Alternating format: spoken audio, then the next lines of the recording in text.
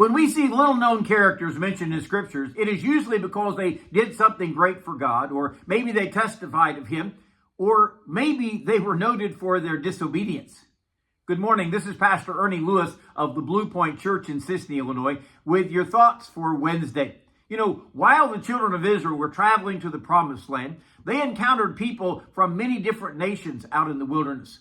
One of these enemy nations was composed of the Moabites. And when they saw these Hebrews coming, they were scared, not only because of their great number, because of the way they had defeated the Amorites.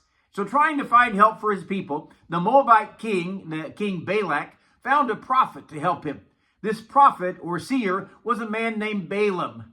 Now, we don't learn much about him except the fact that he was a prophet. And prophets are always one who speak on behalf of God and care for his people. So Balak of Moab tried to hire him to put a curse on Israel to protect his own people from these Hebrews. When he sent messengers in order to hire Balaam, Balaam sought God for permission to do this. Well, of course, God told him no, he could not curse God's people. These are his chosen people. Besides, you can't work for some enemy king. Well, when Balak was given the message that Balaam wouldn't do his bidding, he sent more messengers. He offered more compensation and incentive to get him to curse the Hebrew nation. Well, this time Balaam was very tempted. He even begged God for permission to go and meet with Balak the king. Well, God gave him permission to go. He didn't like the situation as it was turning out. He actually sent the angel of the Lord along this path to intercept Balaam and to stay his path, to stop him on the trip. Balaam didn't see the angel, but the donkey he was riding was allowed to see the angel, and he veered off the path, ran out into the field here. Later in the journey, the donkey actually tried to avoid this angel and squeezed Balaam up against a wall. So Balaam is now so angry that he beats the donkey for his insubordination. That is when God does the miraculous, and he gives this animal a voice. The donkey actually said, "What have I done to you that you have struck me these 3 times? Haven't I always been your faithful servant to carry you wherever you go?" It was about this time when Balaam was allowed to see the angel of the Lord, and he realized his error. The sight of this talking donkey caused him to realize he was sinning against God and against his people.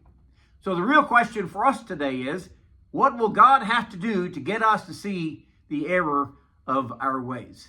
It may not be a talking donkey, but God does use some very unique circumstances to speak to his people.